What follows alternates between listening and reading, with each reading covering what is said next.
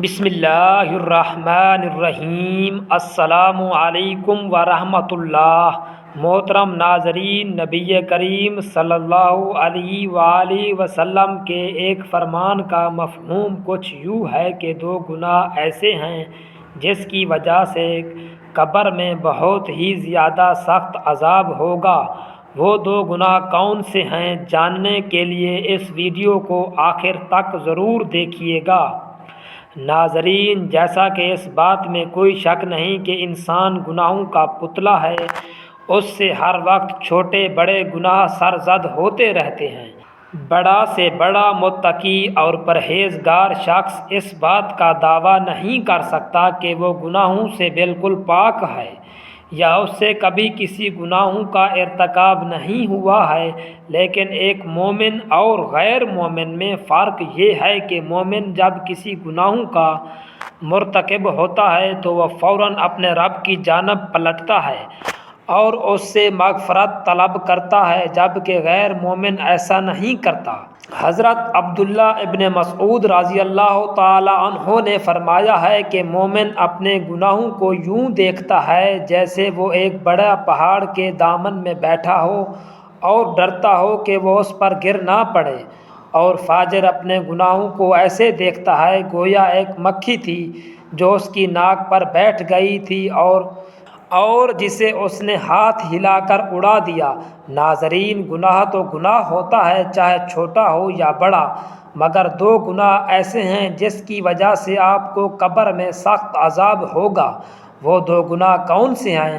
ہم آپ کو اس ویڈیو میں بتائیں گے۔ ہمارے پیارے نبی حضرت محمد مصطفیٰ صلی اللہ علیہ وآلہ وسلم نے ارشاد فرمایا کہ وہ قبروں کے قریب سے گزرے، دو قبریں تھیں۔ آپ صلی اللہ علیہ وآلہ وسلم نے فرمایا کہ ان دونوں میں عذاب قبر ہو رہا تھا۔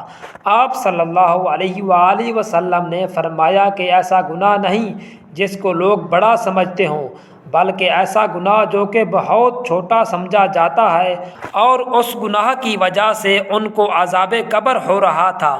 ناظرین، ہماری یہ غلط فہمی ہے کہ ہم بعض اوقات بہت سے گناہوں کو ہلکا سمجھتے ہیں، لیکن اللہ کی نظر میں وہ گناہ بڑے ہوتے ہیں۔ ہم زنا کو بڑا گناہ سمجھتے ہیں، یقیناً یہ بڑا گناہ ہے۔ شراب یقیناً بہت بڑا گناہ ہے۔ قتل کرنا بھی یقیناً بہت بڑا گناہ ہے۔ نماز قضا کرنا بہت بڑا گناہ ہے۔ شرک کرنا، والدین کو اذیت دینا، مگر کچھ گناہ ایسے ہوتے ہیں جو ہوتے تو بہت بڑے ہیں لیکن چھوٹے سمجھے جاتے ہیں۔ تو اسی لیے آپ صلی اللہ علیہ وآلہ وسلم نے فرمایا کہ ان دونوں قبروں کے اندر ان دونوں اشخاص کو ایسے دو گناہوں کی وجہ سے عذاب ہو رہا ہے جن کو یہ چھوٹا سمجھتے تھے۔ ان میں سے ایک گناہ یہ ہے کہ یہ پیشاب سے نہیں بچتے تھے، پیشاب سے احتیاط نہیں کرتے تھے۔ حضرت ابو ہریرہ رضی اللہ تعالی عنہ سے روایت ہے کہ رسول اللہ صلی اللہ علیہ وآلہ وسلم نے فرمایا، پیشاب کے چھینٹوں سے بچو، کیونکہ یہ عموماً قبر کا عذاب اسی وجہ سے ہوتا ہے۔ محترم ناظرین، اسلام میں طہارت کی بہت اہمیت ہے۔ اسلام ہمارے اندر کی صفائی پر بھی اور باہر کی صفائی پر بھی بہت زور دیتا ہے، لیکن ایک بات خوب یاد رکھیں، آپ طہارت کے معاملے میں کہیں وہمی نہ ہو جائیں، شک میں نہ پڑ جائیں۔ واش روم کے اندر اتنا تھوڑا سا خیال کریں کہ آپ کو چھینٹیں نہ پڑیں، اتنا زیادہ نہیں کہ آپ واش روم سے نکل رہے ہوں اور سوچیں کہ کہیں آپ کو چھینٹیں تو نہیں پڑ گئے۔ ناظرین، احتیاط کریں کہ کھڑے ہو کر پیشاب کرنا بالکل غلط ہے۔ جو لوگ ایسا کرتے ہیں ان لوگوں کو اس عمل سے روکا گیا ہے، کیونکہ بہت باریک باریک چھینٹیں اگر آپ کو پڑ جائیں تو علماء کہتے ہیں کہ وہ آپ کو معاف ہیں، کیونکہ اس سے بچنا ممکن نہیں ہے۔ دوسرا، قبر میں جو شخص دفن تھا اس کے بارے میں حضور اکرم صلی اللہ علیہ وآلہ وسلم نے فرمایا کہ یہ چغلی کیا کرتا تھا، ادھر کی بات کو ادھر کہہ دینا اور ادھر کی بات کو ادھر کہہ دینا، اس پر اسے عذاب قبر ہو رہا ہے۔ اس سے پتہ چلتا ہے کہ جب لوگ چغلیاں کرتے ہیں تو یہ صغیرہ گناہ کے مرتکب نہیں ہوتے۔ ہمارے ہاں زنا کو تو برا سمجھا جاتا ہے، شرابی کو بھی برا سمجھا جاتا ہے، لیکن چغل خور کو کچھ بھی نہیں سمجھا جاتا۔ یہ چغل خور ایسی لڑائیاں کرواتا ہے کہ آپس میں محبتوں کو نفرت میں تبدیل کر دیتا ہے۔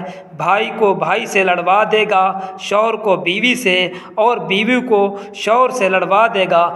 چغل خور کے بارے میں قرآن کریم کیا کہتا ہے، حدیث پاک کیا کہتی ہے؟ یہ صغیرہ گناہ نہیں ہے۔ صحیح بخاری میں اس طرح بیان کیا گیا ہے، رسول اللہ صلی اللہ علیہ وآلہ وسلم ایک دفعہ مدینہ یا مکہ کے ایک باغ میں تشریف لے گئے۔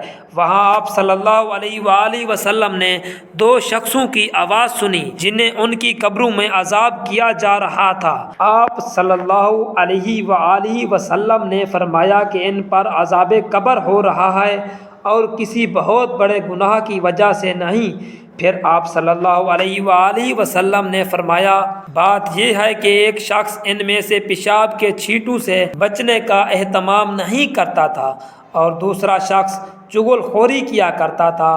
پھر آپ صلی اللہ علیہ وآلہ وسلم نے کھجور کی ایک ڈالی منگوائی اور اس کو توڑ کر دو ٹکڑے کیا اور ان میں سے ایک ایک ٹکڑا ہر ایک کی قبر پر رکھ دیا۔ لوگوں نے آپ صلی اللہ علیہ وآلہ وسلم سے عرض کیا کہ یا رسول اللہ صلی اللہ علیہ وآلہ وسلم، آپ صلی اللہ علیہ وآلہ وسلم نے ایسا کیوں کیا؟ تو آپ صلی اللہ علیہ وآلہ وسلم نے فرمایا، اس لیے کہ جب تک یہ ڈالیاں خشک ہوں شاید اس وقت تک ان پر عذاب کم ہو جائے۔ نبی کریم صلی اللہ علیہ وآلہ وسلم کے بعد صحابہ کرام کے دور میں رفتہ رفتہ جب امت مسلمہ کا زوال شروع ہوا تو بعض گناہوں کو چھوٹا اور کم تر سمجھ کر نظر انداز کیا جانے لگا۔ حضرت عبادہ بن کرتا اپنے شاگردوں سے مخاطب ہو کر فرماتے ہیں، تم ایسے کام کرتے ہو جو تمہاری نظروں میں بال سے بھی باریک ہوتے ہیں، جبکہ ہم انہیں رسول اللہ صلی اللہ علیہ وآلہ وسلم کے زمانہ میں ہلاک کر دینے والے کام شمار کرتے تھے۔ آج ہماری یہ حالت ہے کہ ہم برابر چھوٹے بڑے گناہ کرتے رہتے ہیں لیکن اس کو گناہ نہیں سمجھتے یا بہت معمولی گناہ سمجھ کر نظر انداز کر دیتے ہیں، جیسے آفس کی چیزوں کو خواہ وہ کتنی ہی معمولی ہی کیوں نہ ہو ذاتی سمجھ کر استعمال کرنا خیانت اور گناہ ہے۔ لیکن ہم میں سے اکثر لوگ ایسا کرتے ہیں۔ ایسا اس لیے ہوتا ہے کہ ہمارے دلوں سے اللہ تعالیٰ پر یقین، جزا و سزا کا احساس اور حلال و حرام کی تمیز نکل چکی ہے۔ ایسی بہت سی احادیث پائی جاتی ہیں تو ہمیں بچنا چاہیے چغل خوری سے اور کھڑے ہو کر پیشاب کرنے سے۔ میری اللہ تعالیٰ سے دعا ہے کہ وہ ہمیں عمل کرنے کی توفیق عطا فرمائے، آمین۔ ناظرین، کمنٹ باکس میں اللہ تعالیٰ کے 99 ناموں میں سے ایک نام ضرور ٹائپ کریں۔ جو ہمارے چینل پر نئے آئے ہیں وہ ہمارے چینل کو سبسکرائب کریں تاکہ نئی آنے والی ویڈیو آپ تک پہنچے۔